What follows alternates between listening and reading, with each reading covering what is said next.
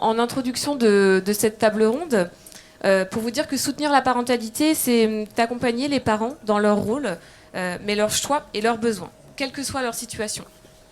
Mais qu'en est-il lorsque ces parents rencontrent des défis spécifiques liés à des situations de handicap ou à des contextes de vulnérabilité?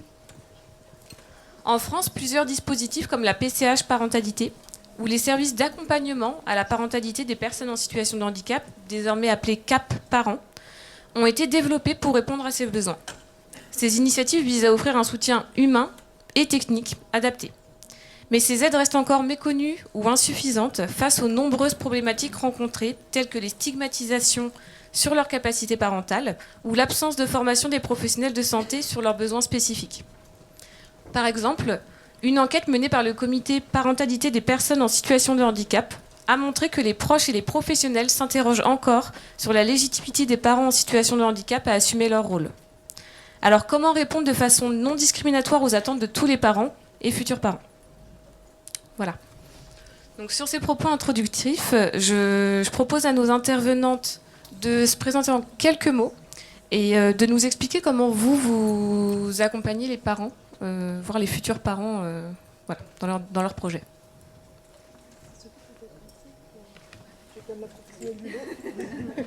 Allez, je me lance. Ça fonctionne là, oui.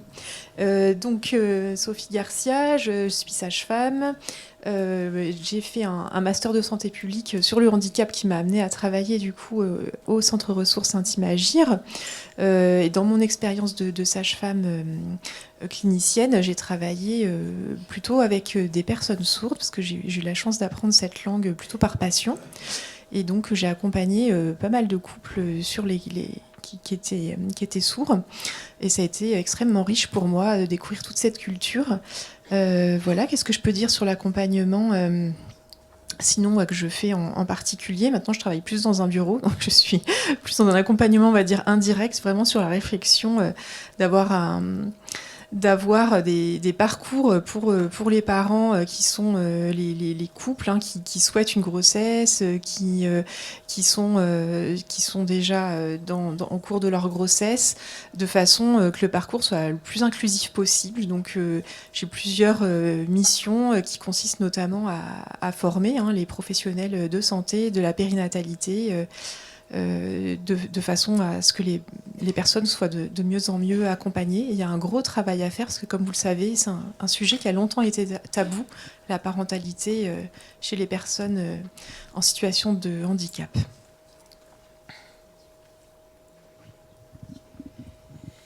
Oui, donc bonjour, moi je suis Blandine Brun, donc effectivement, moi j'interviens un petit peu ici à double titre.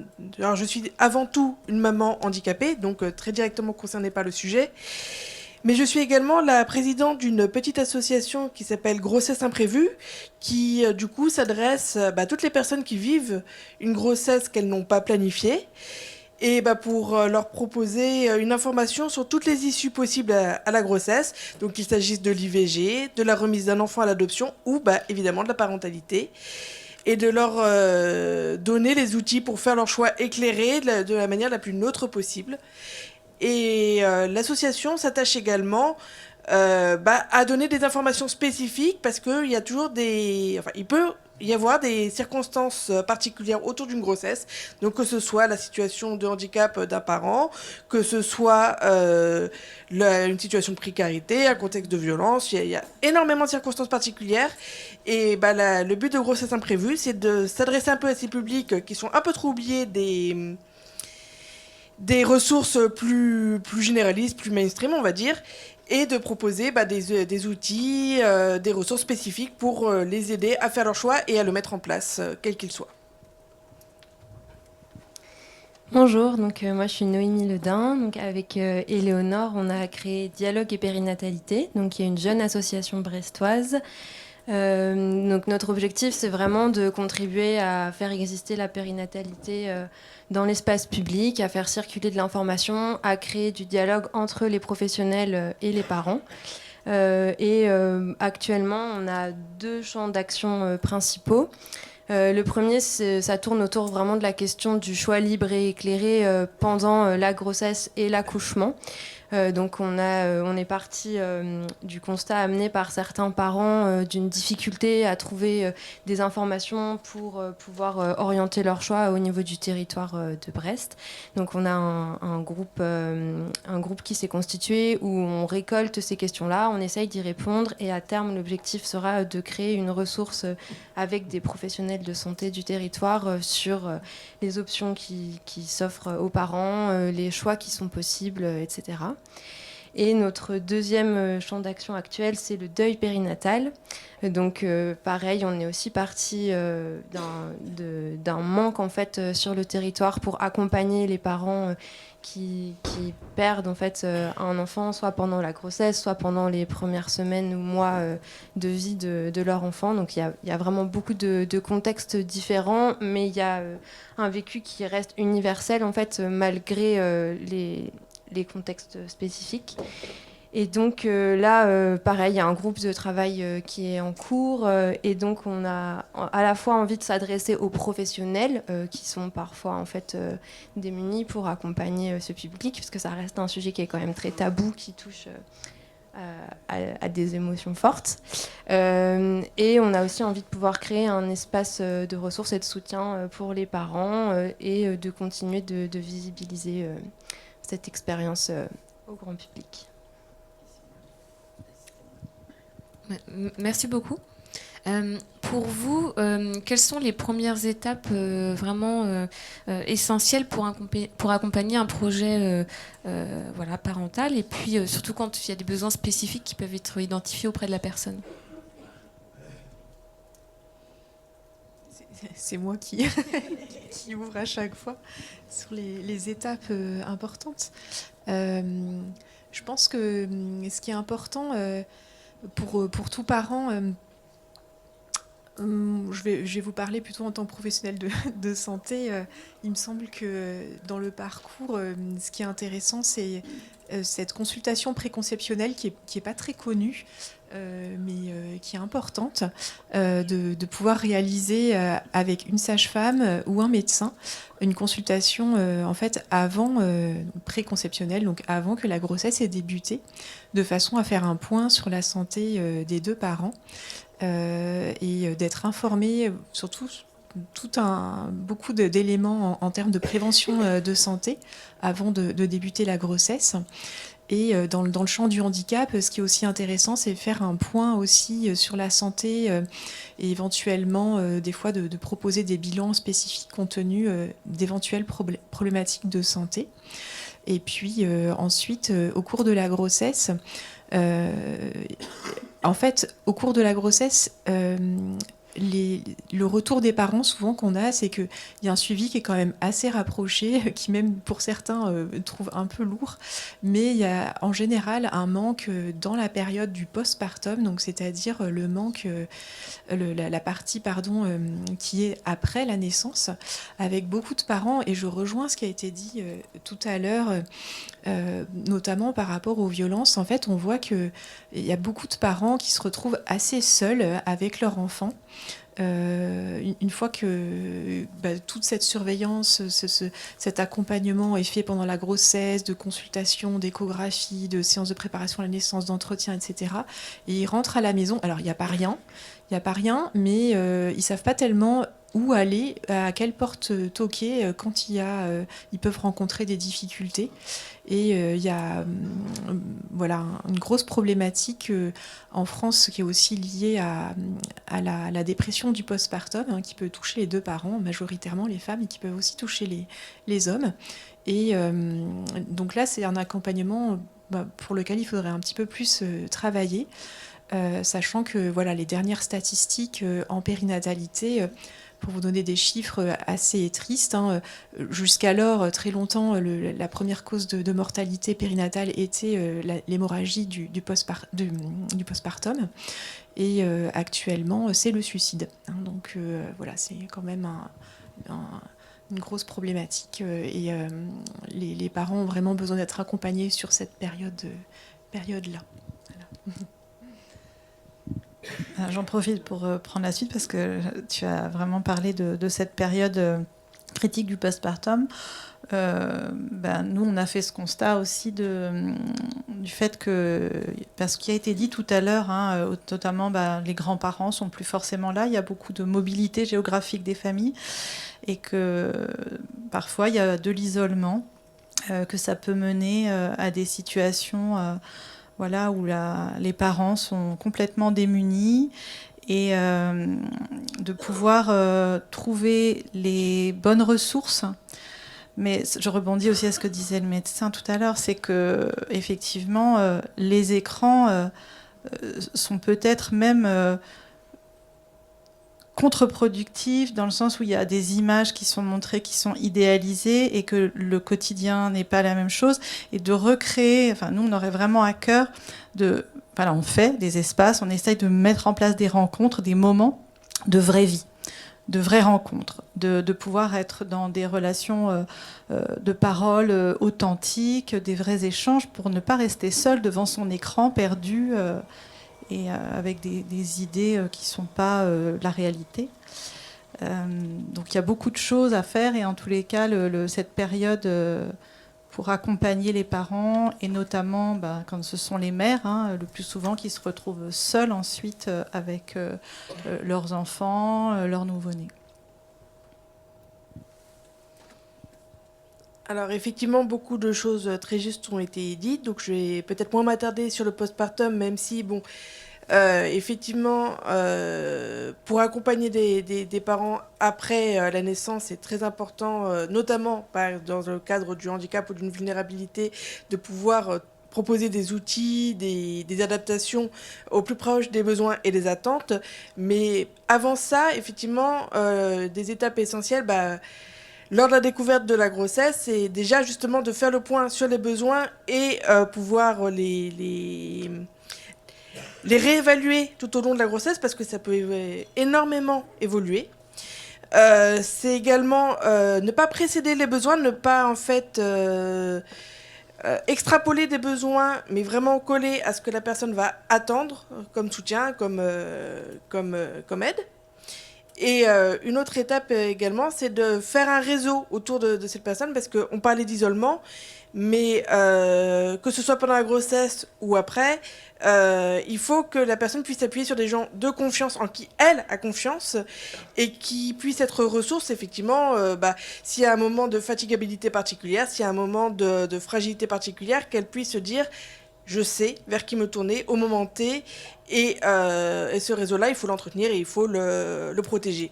Et encore une fois, le réévaluer et faire en sorte que la personne également soit la plus actrice et la plus principale décisionnaire de toute cette procédure-là. C'est aussi quelque chose d'extrêmement important de se dire que la personne doit rester maîtresse de la situation, de sa propre situation qui est quand même toujours très singulière et très personnelle, quoi. Merci beaucoup. Est-ce que éventuellement, parmi le public, quelqu'un voudrait dire quelques mots sur ce qui, selon lui, est essentiel au tout début d'un projet de parentalité, justement, comme étape ou,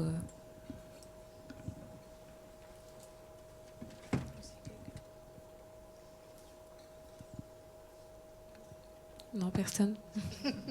Ça, c'est fait. Très bien, on y reviendra peut-être plus tard dans ce cas. En cas on a parlé de grossesse imprévue. Du coup, comment accompagner ces personnes-là, donc effectivement qui n'avaient pas programmé la grossesse, comment vous les accompagnez dans leur choix et dans leur parcours? Alors là, pour une fois, je vais me permettre d'ouvrir, effectivement, parce que c'est un petit peu mon dada. Alors effectivement, la première chose à faire, c'est déjà de poser la question à la personne qui est en questionnement. Est-ce qu'elle veut poursuivre la grossesse et est-ce qu'elle le peut? C'est quand même les deux prérequis. Et une fois cette étape-là faite, pouvoir lui donner les informations qu'elle attend, que ce soit sur une ou deux ou trois des issues possibles, donc l'IVG, la remise à l'adoption et la parentalité, et de le présenter les choses de la manière la plus neutre et loyale possible, c'est-à-dire donner des informations qui correspondent à ses demandes et qui sont solides, fiables, voilà, qui sont éprouvées. Si elle a besoin, par exemple, de savoir vers qui se tourner pour une IVG ou pour un soutien à la parentalité ou pour faire des démarches d'accouchement sous X, ou voilà, il faut pour lui donner les bons interlocuteurs et ne pas la faire tourner en rond, parce que c'est une situation qui est extrêmement angoissante, qui peut l'être en tout cas, et à partir de là, on n'a pas besoin de se perdre dans des démarches sans fin. Il faut vraiment pouvoir donner une réponse carrée et qui soit la plus neutre possible. C'est vraiment l'essentiel sur les bases.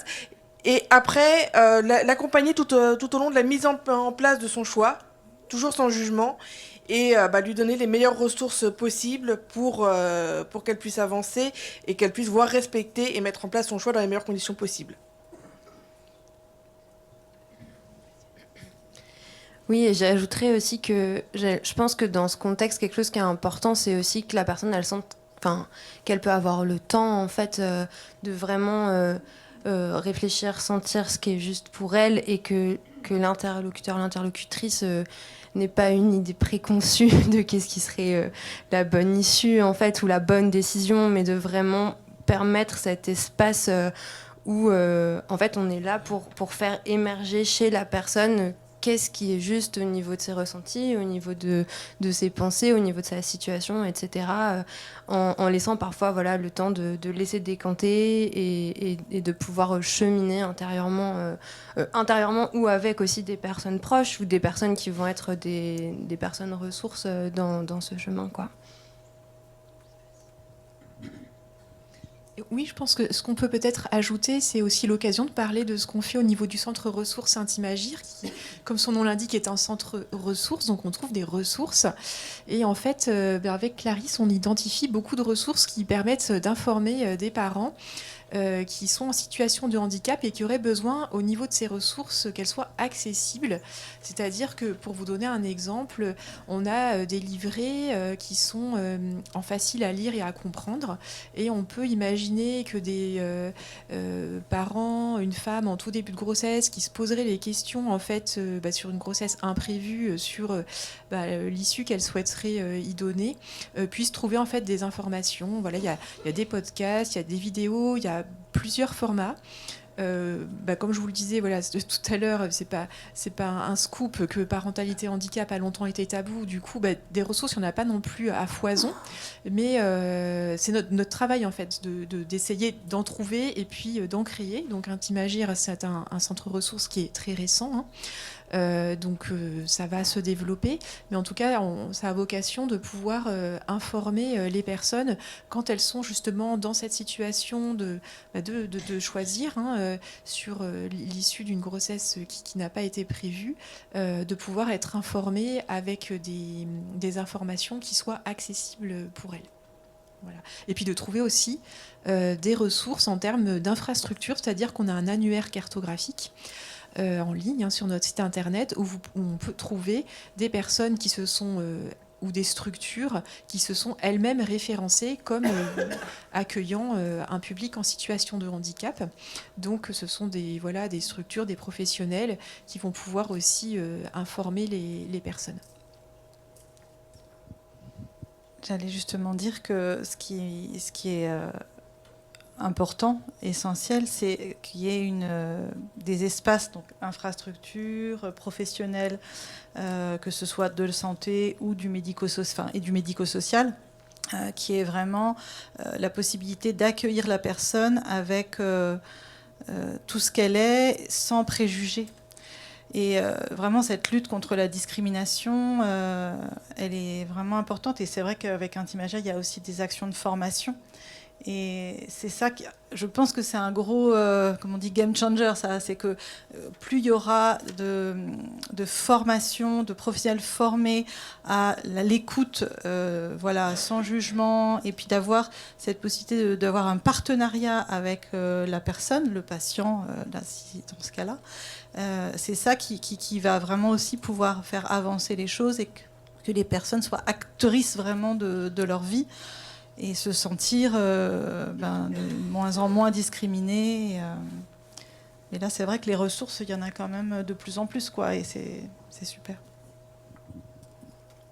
Oui, alors là, je vais peut-être enfiler un petit peu ma casquette de personne qui a dû faire effectivement ce parcours en tant que personne enceinte handicapée. Et effectivement, la première grossesse où je me suis posé une question, c'était en 2005. La plus récente a été en 2018, donc il y a un petit gap entre les deux dates. Et on voit qu'effectivement, les ressources, elles commencent timidement à émerger et à se populariser. Et je peux vous assurer qu'entre ces deux dates qui sont assez éloignées, finalement, moi j'ai créé Grossesse Imprévue parce que justement, on avait très peu de ressources accessibles dédiées à ces problématiques-là.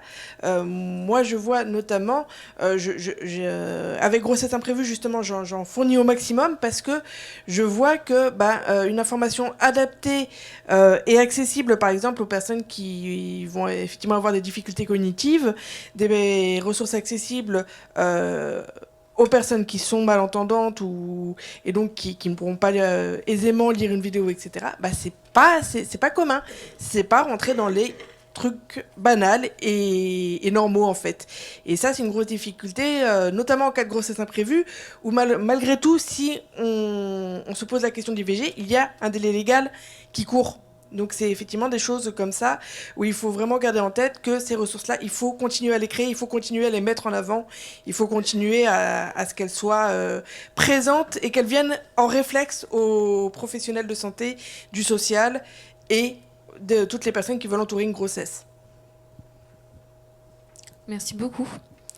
On a commencé à aborder un petit peu le sujet. Selon vous, comment la société façonne les enjeux autour de la parentalité dans un contexte de handicap ? Bon, j'ai le micro, je le garde. Alors, moi, ce que je vais parler peut-être un petit peu plus émotionnellement, mais je vais vous donner quelques exemples de propos que des professionnels de santé, des gynécologues ont pu me tenir lorsque je leur parlais de ma grossesse en tant que personne handicapée. Mais madame, vous pensez à ce que vous faites à cet enfant éventuellement si vous le gardez ? Mais madame, enceinte et handicapée, mais vous avez fait comment ? Alors, je me suis permise quand même sur cette question de leur demander s'ils voulaient que je leur raconte les petites fleurs, les petits oiseaux, etc. Bon, a priori, quand on est gynécologue, on sait à peu près comment s'enclenche une grossesse. Enfin, je crois, j'espère. Bref, tout ça pour dire que dans l'inconscient collectif, il y a une sorte de perception qui fait que handicap et parentalité, ça va pas du tout de pair. Et d'ailleurs, il y avait un sondage qui a été évoqué dans plusieurs articles, mais sur lequel je n'ai jamais pu remettre la main sur le document original, mais en 2006, qui montrait que 60% de la population interrogée ne liait pas handicap et vie sexuelle et affective. Alors que, désolé, a priori, voilà, on est des gens, on a des aspirations à faire éventuellement vie de famille ou pas, à choisir des partenaires sexuels ou pas. Voilà, enfin, la vie, quoi, en fait, je veux dire, on est des humains, très basiques.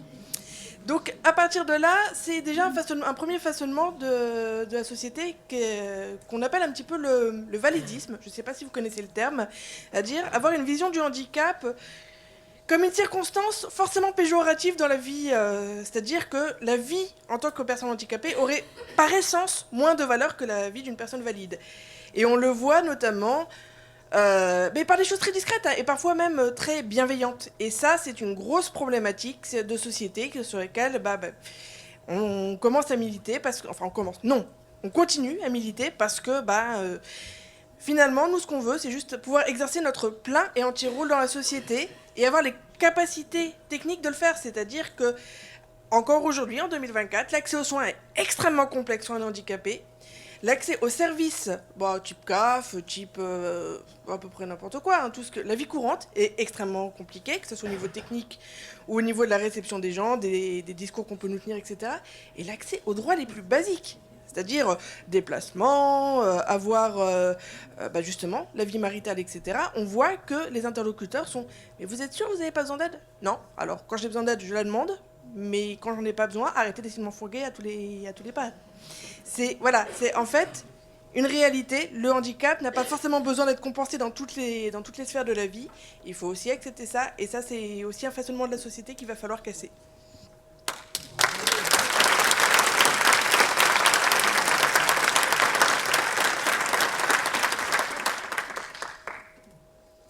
Vous voulez répondre après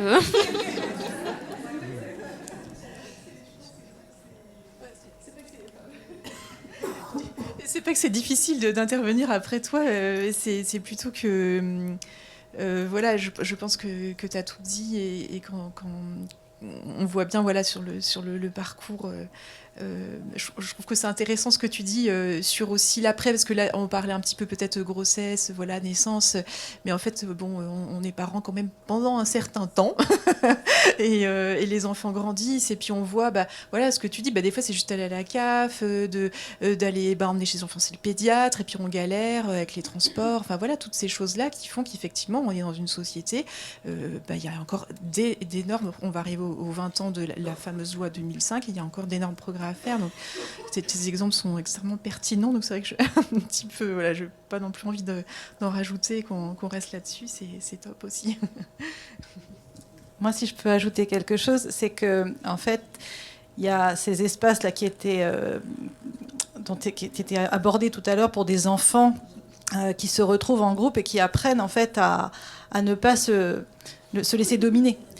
Donc, je pense que il faudrait que tous les enfants apprennent justement à pouvoir être reconnus comme personnes, que cette voix des enfants, elle soit tout le temps là, et que dans la parentalité, justement, on soit aussi éduqués à ça, qu'on ait cette justice-là pour les enfants, et que, comme ça, il y a une voix qui serait donc anti-validiste, que si dès l'enfance, chacun est reconnu et peut prendre sa place, bien, la société pourra évoluer.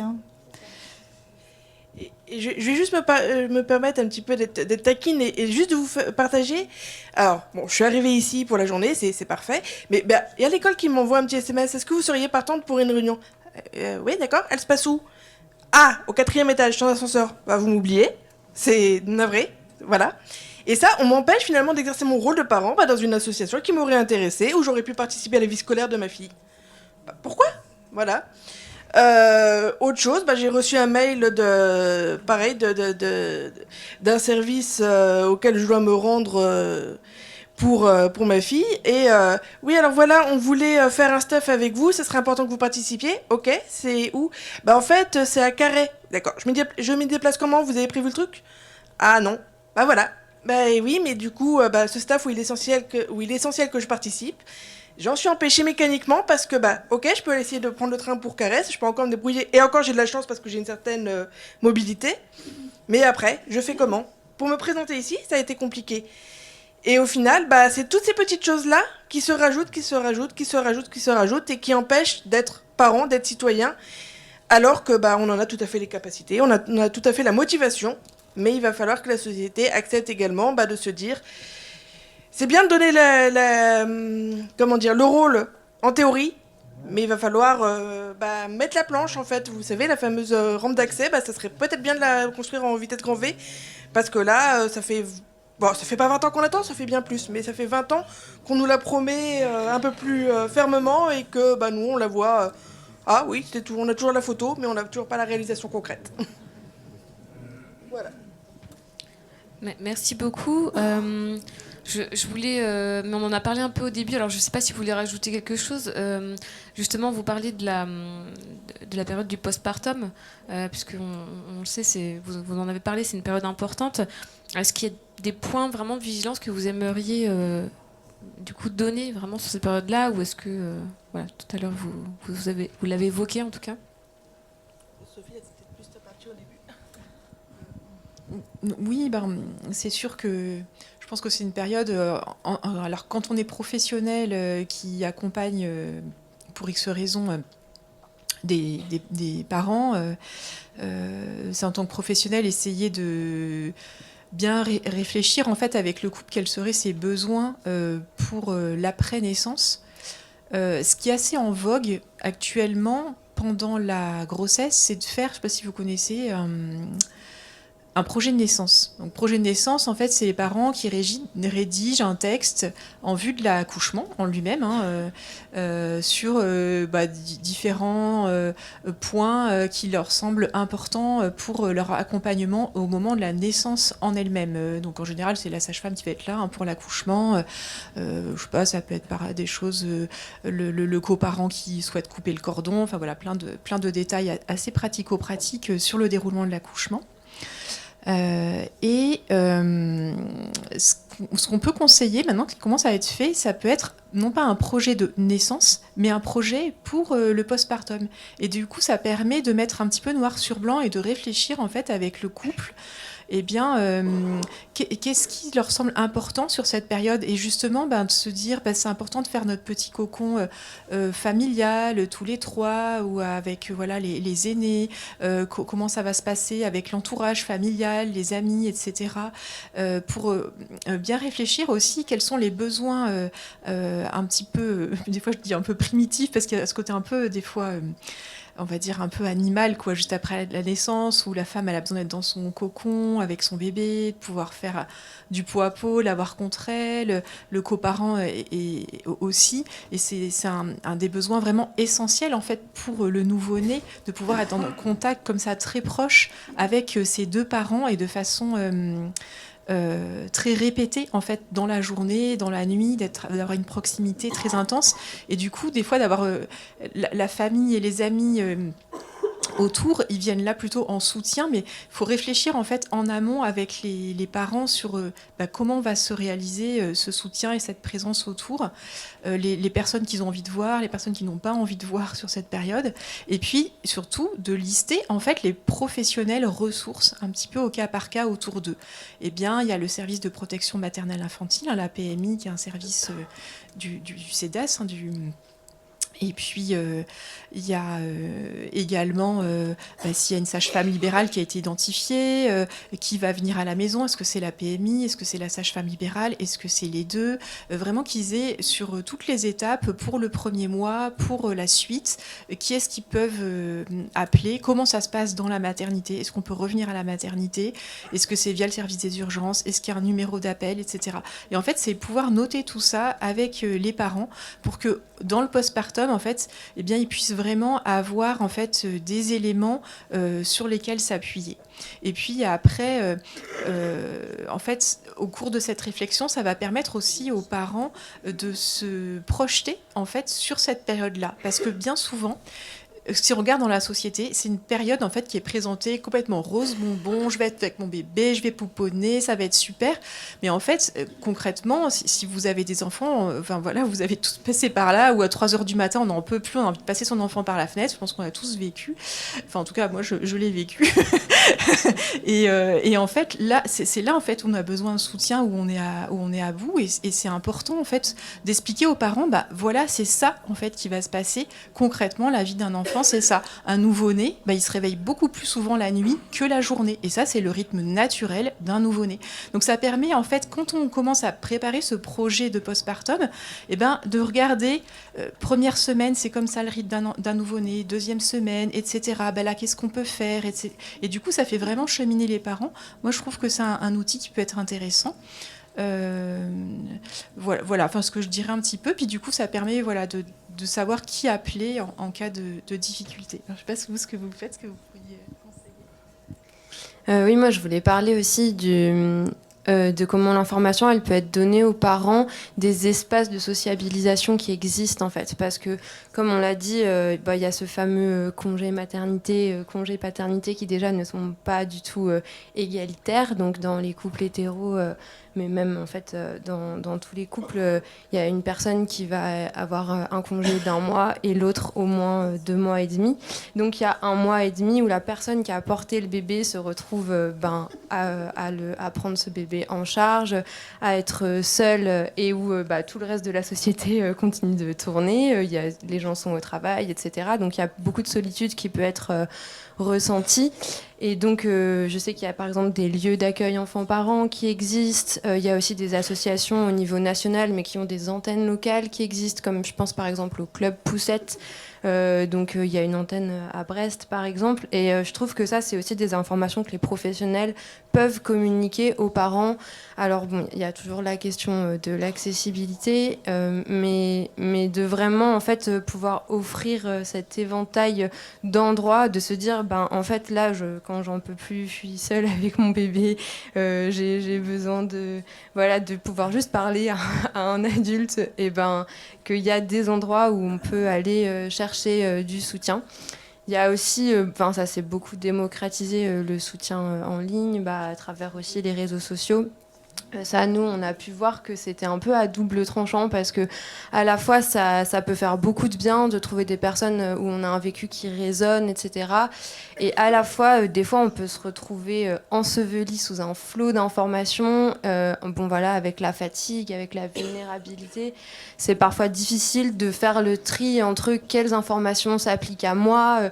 Est-ce que là, vraiment, c'est bien, c'est pas bien ce que je suis en train de faire, etc. Donc, on en revient, je trouve, à la nécessité d'un lien concret, en fait, d'une possibilité de dialoguer. Et après, il y a aussi toute une responsabilité, j'allais dire, sociétale, de comment on prend soin de nos proches, en fait, de façon très basique.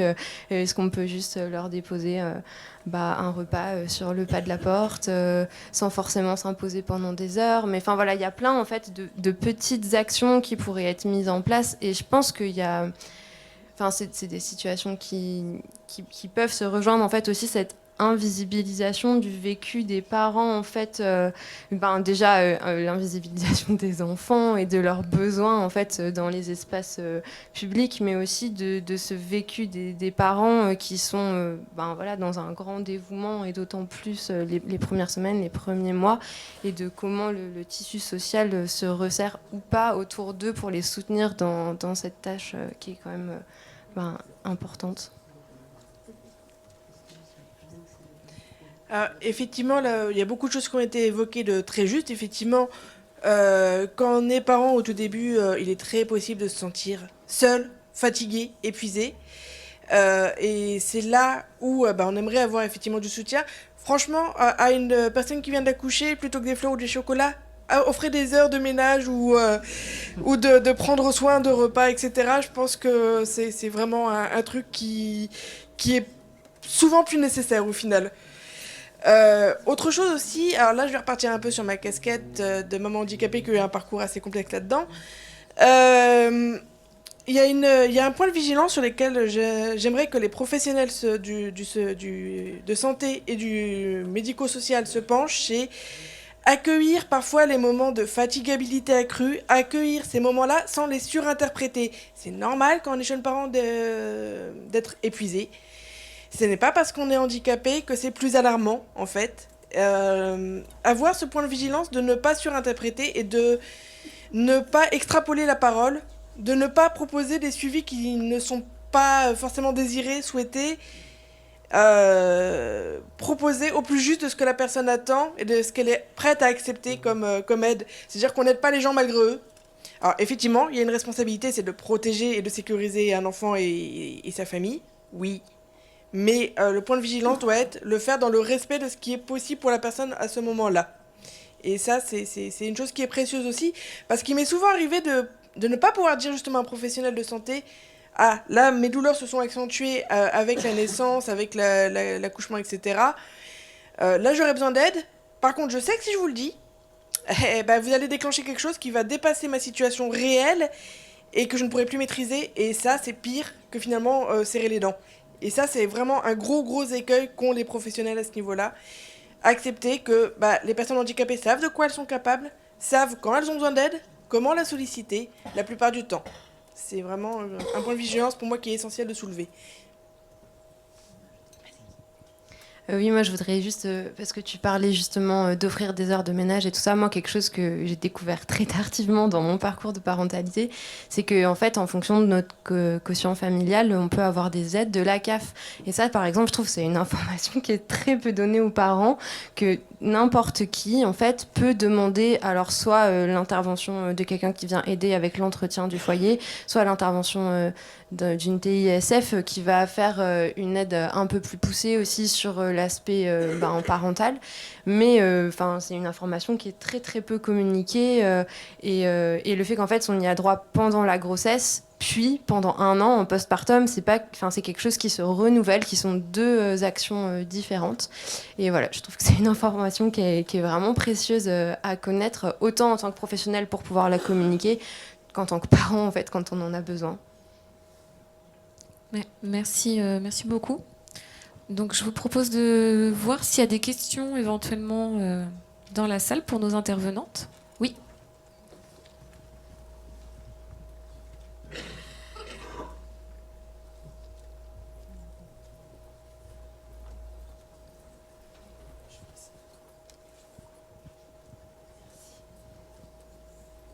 Oui, bonjour, merci pour ces interventions.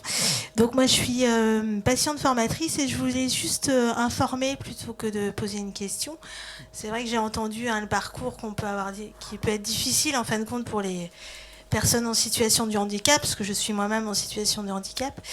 Et par contre, c'est vrai qu'il y a actuellement depuis quelques années, il y a un mouvement qui se met en place qui s'appelle le partenariat de soins. Alors, je ne sais pas si vous en avez entendu parler, mais c'est quelque chose qui est en train de se développer. Et auprès des étudiants, pour information, il y a une association qui s'appelle l'Association de formation de partenariat de soins, qui est finistérienne. Et on intervient auprès des... Donc, c'est des binômes professionnels de santé et patients qui interviennent en formation initiale auprès des étudiants en médecine, justement, pour travailler sur la communication. Donc, comment communiquer avec les patients, et puis ce qui nous permet, nous, patients, aussi, de pouvoir un peu témoigner de notre parcours et de ce qu'on a vécu, et peut-être que la génération suivante, par contre, il y a plein de professionnels de santé qui sont tout à fait bienveillants et à l'écoute et autres. Ça a beaucoup évolué depuis des années, mais en tout cas, ça continue. Donc, je voulais un peu avoir une note positive. Et puis, je voulais aussi témoigner que par rapport à ma pathologie, je rencontre plutôt des chirurgiens, et qu'un jour, j'ai eu l'agréable surprise de voir un chirurgien qui s'inquiétait de ma vie sexuelle. Il n'y en a pas beaucoup, mais ça existe aussi, donc je voulais le saluer.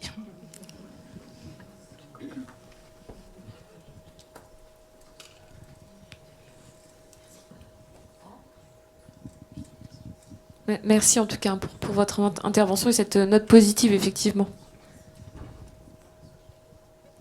Bonjour, moi j'ai une question peut-être un peu idiote, mais je travaille avec des personnes qui sont déficientes intellectuelles et qui sont souvent sous tutelle ou curatelle. Et je voulais savoir si légalement on est obligé de demander l'avis du curateur ou tuteur pour un avortement ou la parentalité, quoi. Apparemment, il y a une personne dans la salle qui peut nous donner une information. Après, oui, bien sûr.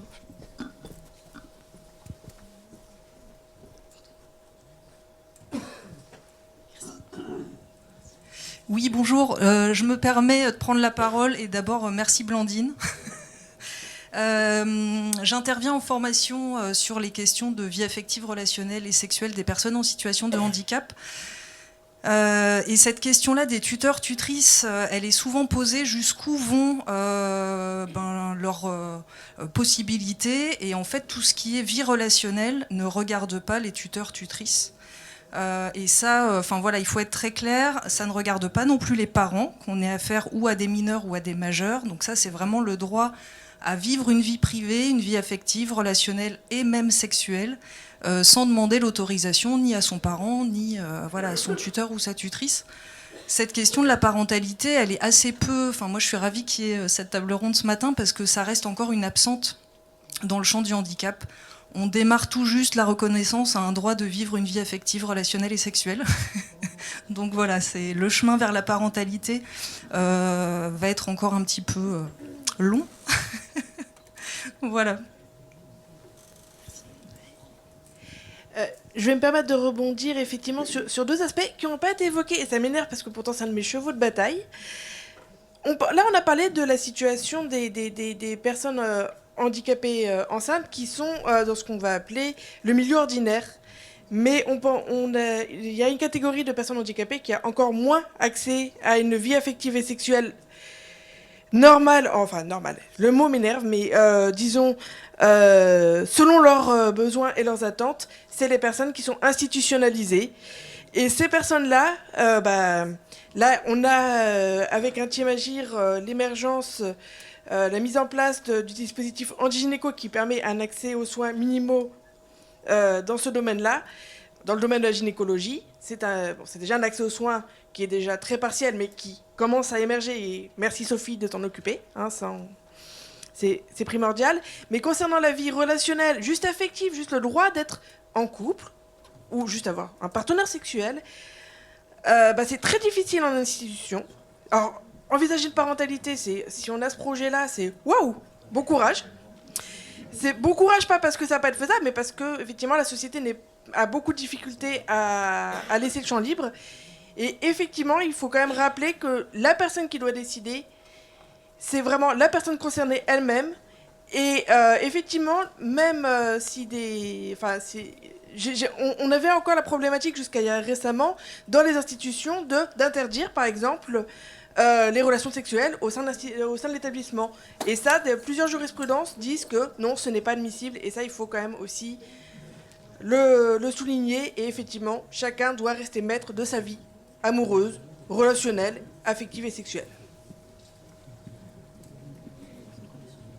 C'est vrai, ce que je peux rajouter par rapport à ce que tu dis, Blandine, là, la problématique de la parentalité dans les établissements médico-sociaux, c'est aussi, voilà, il y a des fois des établissements, et de plus en plus, qui commencent vraiment à accompagner des personnes qui vivent dans un établissement médico-social et qui ont un projet de grossesse. Mais après, quid du logement, parce que très peu d'établissements vont accueillir un couple et un enfant. Et donc, du coup, c'est des gens, après, qui ont beaucoup de difficultés à trouver à se loger, à être accompagnés avec leur enfant. Donc voilà, encore désolée pour refaire la liste des problématiques, mais bon, il y a aussi des bonnes choses qui se font et voilà, ça avance.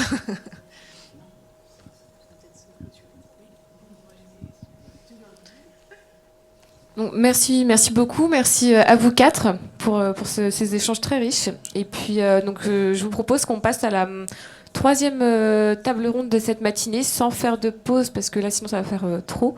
Donc encore merci mesdames.